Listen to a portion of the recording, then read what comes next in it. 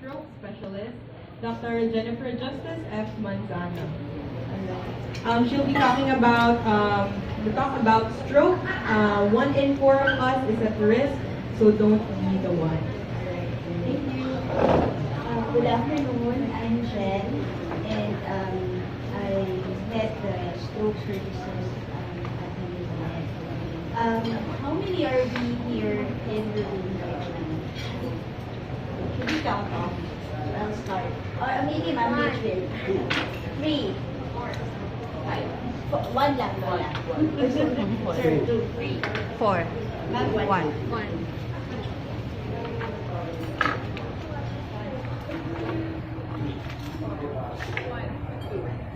Okay, so lahat ng one should we raise our hands. So all the ones here, out of the, I think 20 here, 4 of us will have a stroke in their lifetime. Ganon kadami. So 1 in 4 people will have a stroke in their lifetime. And I think it is really high time that we do something about it.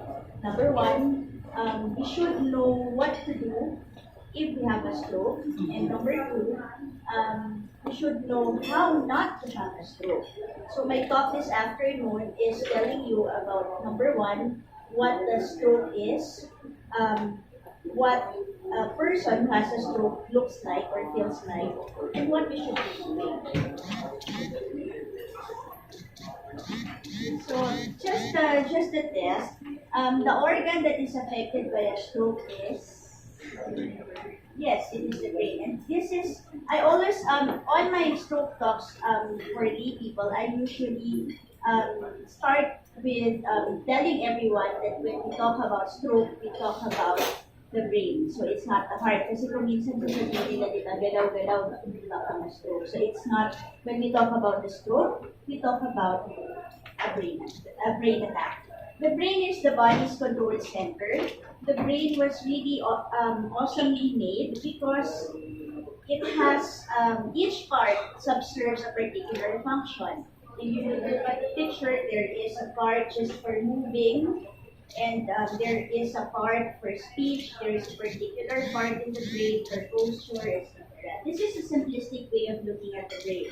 But the brain is the body's control center, and if any part of the brain has a dysfunction, then it will manifest according to what part it is supposed to subserve. A stroke occurs when blood supply to the brain is affected. And when we talk about blood supply, it is either something that is clogging the pipes, the arteries where the blood flows through, or if the pipes actually burst, if the blood vessel bursts, which means that there is bleeding in the brain. So this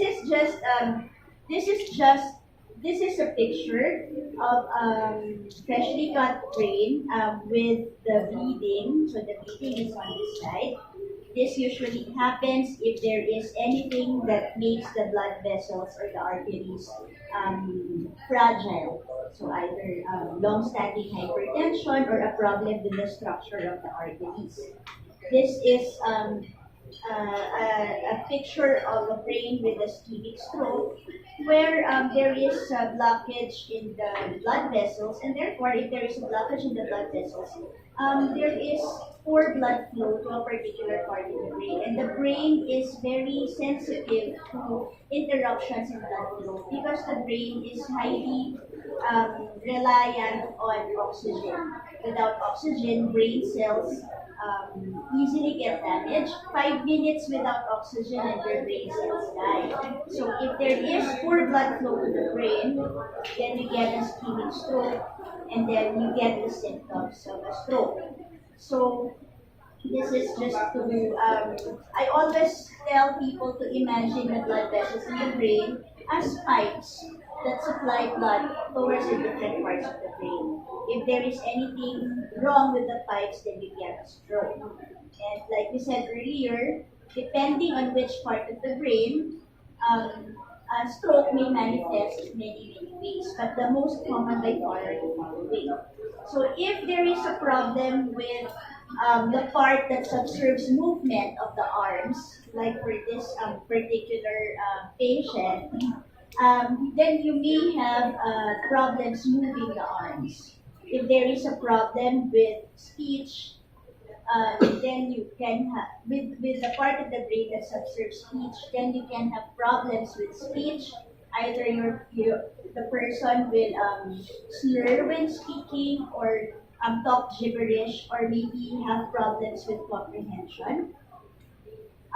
Also, if but by far the easiest way of remembering the signs and symptoms of a stroke is to remember to act fast for a stroke. And by fast, we mean face, arm, speech, and time. It's a mnemonic actually. By face, we can tell a person, we can tell if a person is probably having a stroke if we ask the person to smile. So I will ask Mao to smile. Can you smile for me? If the person is smiling crookedly, or if there is a facial drooping on one side, then a person might be having a stroke. Then I want everybody to do this, please. If you suspect a person to be having a stroke, you ask the person to raise both arms. And if one arm is falling off, or if the person has difficulty raising an arm, then the person might be having a stroke. And for S, you should observe how the person is talking. You should observe the person's speech. If the person is slurring, if the person does not seem to comprehend what you're telling, does not seem to comprehend what you're telling him, or if the person talks gibberish, then the person might be having a stroke. And lastly, T stands for time, because the brain is very reliant on oxygen, we said, and for each minute that we wait before we intervene for a stroke, we more and more brain cells die. And if the brain cells die, then you get more disability. And so actually, they've calculated it for each minute that you wait and not intervene for a stroke, you actually shave off 1.8 days of the life of that person. So every minute counts. And what do? We ask the person to go to the nearest stroke-ready hospital. And you go to the emergency room. You don't go to the doctor's clinics. You don't go to the outpatient. You don't observe. What you do is you go to the emergency room of a stroke-ready hospital. So it's not just any emergency room of any hospital now. You go to a stroke-ready hospital, because a stroke-ready hospital would be equipped to respond to the emergency that an acute stroke is. So this is a cartoon that I made. If a person has blockage, that green dot over there, in that particular artery, then no blood flow would go to that gray area in the brain. And so if you go to the emergency room of a stroke-ready hospital, we can intervene. There is a medicine that we can give. It's not working, no, my animations. So if there is a medicine that we can give that could potentially lyse this clot, and if this gets lysed and blood flows through this, probably this area of the brain would not have this much damage, and so you have less disability. So again, in summary, stroke is an emergency. Please do not observe. Please do not go to the doctor's clinics. Go to the emergency room of a stroke-ready hospital. Remember to act fast for stroke. Face, arm, speech, and time. You don't need to have all symptoms to be present in order for you to suspect a stroke. Just the presence of anyone, you should suspect that there is a stroke. and then you go to the ER of a stroke-ready hospital. Kulit ko, no? But this is really something that needs to be retold again and again because, like we said, in stroke, every minute counts. And if you go to the ER of a hospital that's not stroke-ready, sayang naman. The animations really are not here. Manila Med is one of the few hospitals in the country that is stroke ready. And when I say stroke ready, what do I exactly mean? It means that number one, we are trained to respond to acute stroke. When you go to to our emergency room, the triage officers will pick up that it might be a stroke, and they will not ask you to queue anymore. There is a pathway that we follow, and hopefully we get to give the medicine within 30 minutes to 1 hour by the time that we get to the emergency room. Number two, like I said, we have the pathways, and we have manpower that are trained to respond to the emergency. And all of these we are doing because we really want to help the patient achieve as much functional independence as he can after the stroke. We also have, of course, the rehabilitation services, which would help in helping the patient go back to independence after the stroke.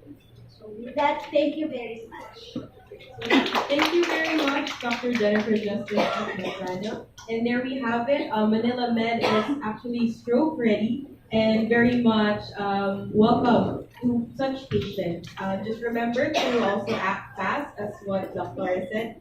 To look for the symptoms of the face, arms, speech, and eye. The former title is not only the head of the stroke team, he is also the head of the section of neurology in Manila Medical Center. Only because you don't want it anymore, sir. Thank you for the information on Dr. Jennifer Justice. Thank you so much. And now, moving on to our next speaker, of course, just like our topic on brain health for today, the human brain is the central organ of the human